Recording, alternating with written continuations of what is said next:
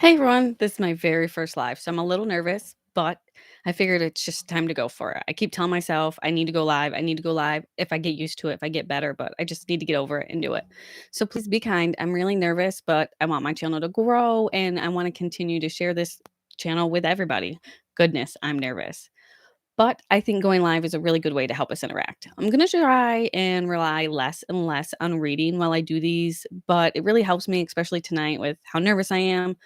I have to figure a whole setup, but I just felt like let's go for it. Tonight, I want to quickly go over the Travis Decker update and also the Brooks Houck civil lawsuit that Sherry Ballard filed against him. So let's get into it. On May 30th, 2025, Travis Decker picked up his three daughters, Peyton, Evelyn, and Olivia, ages 5 to 9, for what was supposed to be a short visitation. Because he didn't have stable housing, he wasn't allowed to have overnight visits.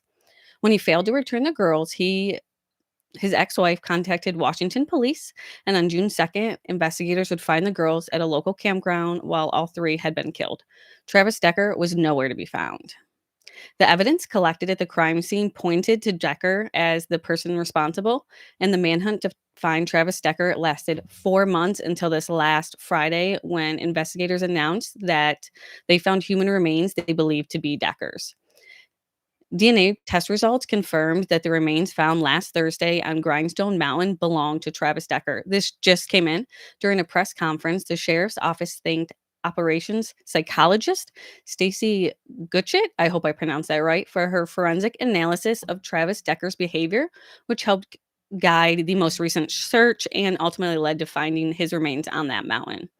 The coroner released a statement today explaining that we may never know exactly how Decker died because of the condition of his remains.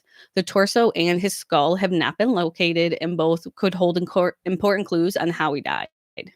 Also, it was summer in Washington, and there was really no significant bio. Also, it was Goodness, I'm getting caught up in my words right now. Also, it was summer in Washington, and there was significant predation that occurred, but so there was no biological issues or materials that were found. His remains were found in reportedly 5 different areas. Like I said, predation took over, animals moved the remains. There was no biological material, so coroners couldn't test anything. The coroner did note that there were no significant fractures on the bones that were found, which could have suggested a fall or a physical injury that could have left him unable to move. The press conference ended with the coroner saying, "The greatest hope is now that the Decker family and the community can begin to heal." Now, as I said before, I personally am glad that he was found and caught, whatever way it was, if he was alive or dead as he is. I prefer, obviously, that no one die, but I'm glad he's not out there living free. Now, quickly, I want to move on to the Crystal Rogers case.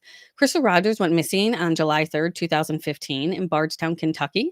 Days later, her car was found abandoned on the Bluegrass Parkway with her purse, her keys, and her phone inside.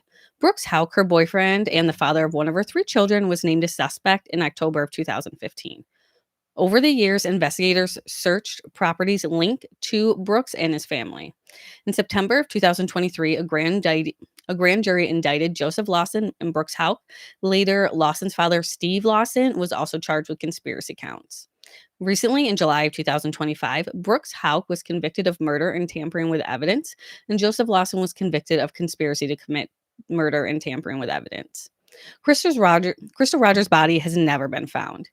Now, in regards to the case, there is a civil lawsuit, and that's what we're going to be discussing now. In December of 2023, Crystal's mother, Sherry Ballard, filed a wrongful death lawsuit against Brooks Houck. The lawsuit claimed that Brooks intentionally and wrongfully caused Crystal's death, and they seek damages for the family. With that, it looks like my notes cut off, so I'm going to have to wing this part. It looks like the judge made a ruling in the case where he was supposed to be there. He's supposed to have a hearing on October 8th, where Sherry Ballard had filed a motion for him to basically not sell any of his properties. He has about 83 properties, totaling over millions of dollars. The judge made a ruling back, I want to say in July, right after he was convicted. He told his family members in recorded jail calls that he wanted to start selling off his property because they were going to take everything, meaning Sherry Ballard was going to take everything. So the judge just recently filed an order saying that he was not allowed to sell anything until the lawsuit made its way through the court system. He did have a few deals before he was indicted and he was allowed to continue with those. But other than that, that's really all I have. We'll continue to follow that as the civil case goes through. But that's all I have for tonight. Thank you for being here on my first live. I really just wanted to get it done and over with. It's much easier now that I'm talking and I see that like no one's really in here. But if you're watching this on the replay crew, thank you. I appreciate you. Have a good night.